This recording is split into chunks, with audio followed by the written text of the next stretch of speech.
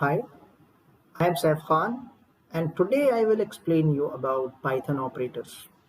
Basically in Python there are three types of operators, but first of all we will learn what is operator.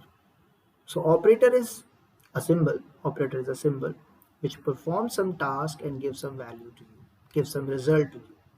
And for example, uh, as you know already in your lower classes you have studied in mathematics also, when you do 4 plus 5. So here plus is called operator because it is used to perform addition between 4 and 5. For example, if you want to perform 14 modulus 4, what it does? It basically used to find remainder. If you want to perform, if you want to find out quotient, for example, 12 divided by 3. So here division operator is an operator and it is used to give you quotient value. So there are plenty of operators in Python as well. Whenever you have to make a program, you need to know how these operator works and what are their outputs, how they behave, how they work. So today we are going to learn all these things. So let's get started. Okay, so what is operator? Operator is a symbol which performs certain operation on some values and it gives you some result. Basically, what is operand? That's because operator is which performs operations on operands. Now, what is operand? When I just wrote here in the previous page 4 plus 3. So this is operator. This is and these two things are called operands. Okay, operand means which is actually participating in addition or subtraction or something, that is called operand. Okay, I hope it is clear. Now on the basis of operands going to be used, there are three types of operators. The first is unary, the second one is, this is unary, second one is binary, and third one is ternary, which requires three operands. Okay, so what is unary operators? Basically unary operators is nothing but plus and minus, unary positive negative values, -5 +5, and there are these two operators will be explained to you, will be demonstrated to you how it works with Python programming properly in future lectures and classes. Okay, my way of teaching is I explain the concept and along with the concept explanation I gave normally demonstration as well. So let's get started with binary operators, because here I will show you some practical demonstration as well, give you some practical demonstration as well. So binary operators, arithmetic operators, bitwise operators, relational operator, logical operator, and assignment operator. There are basically 5 operators you must know, okay, in order to understand the Python programming as far as operator has concerned. So what is arithmetic operators? Let's come to know this is ternary operator. Okay, so let's come to the arithmetic operator section. So there are basically 7 operators which we are going to learn in this session.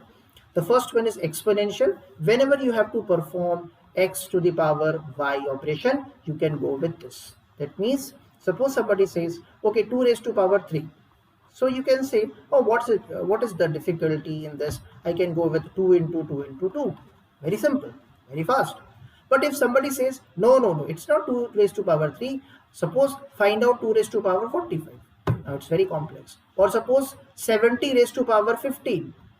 Then it is very difficult for you to find out. So what is the best and one line answer? 17 double asterisk 15. Array, is it true? Can you show me, demonstrate me? Array, of course I can demonstrate you right now. Just come to the class. This is my Python editor called Jupyter.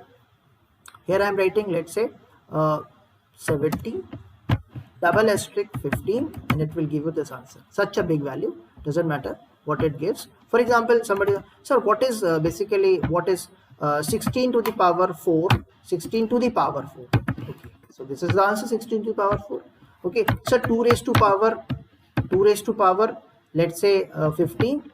Okay, this is 2 raised to power 15. So this is what quickly you can go with exponential operator. This is basically exponential operator. I hope it is clear. Now as far as addition, subtraction, okay, floating point division is concerned, it's very simple. I will demonstrate you instead of explaining, okay, like that. So addition, everybody knows, sir, 4 plus 5, sir, 9. Sir, what is 4 minus 5 minus 1? what is 4 divided by 5? Your answer would be in fraction, that is. But suppose if I want to know what is, I want to know the remainder. For example, 15, I want to divide 15 by 4. Now I want to know what is the remainder. When you divide it, it's not a remainder. Now how to get the remainder value? In order to get the remainder value, the operator would be, see, this is the operator, modulus operator. Look at this modulus.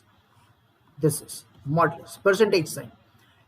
Okay, when you divide any number, let's say you have a number n, you are dividing this number, let's say k, you are dividing x number by n, then you will get your quotient here and you will get your remainder here.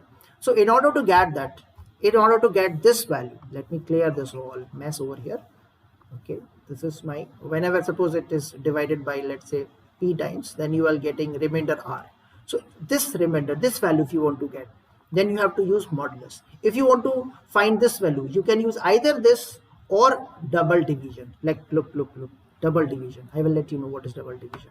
Okay, so how to get that? So these are the operator, modulus operator. What is the significance of modulus operator? If you want to know whether that particular number is divisible by any number, for example, find those numbers which are divisible by 5, find those numbers which are divisible by 11, find those numbers which are divisible by 7. So if you want to check the divisibility, then modulus operator only works. Okay, because when you divide and if the remainder becomes 0, that means it is fully divisible. So to find the even number, to find the odd number, to find the prime numbers, this and at this particular point, you have to use modulus. So modulo 4 if you put, this is 3. Suppose if I say find out, check whether the number is even or odd. So very simple, you can just take the number from the user input. Okay, like this, find the even number or enter number. I want to check whether the number is even or odd. Okay, if n modulo what? If n modulo 2, if gives what? 0, gives 0, then what? If this condition is true, it means number is what? Number is even. Otherwise, number is else, number is odd. Number is odd. Now, I can make this program even shorter, but because I am explaining to the younger kids like you, so I am explaining all these things in a proper way. I hope it is clear. So when you run it, it is going to ask you the number. Suppose if I am giving 5, the number is odd. But if I am running the program and I am giving 14, it is giving me even. This is what the program is. Okay, I can run this program in one line. Using ternary operator, I can make this program in one line. So this is what this is operators. I hope it is clear to you. Thanks for watching.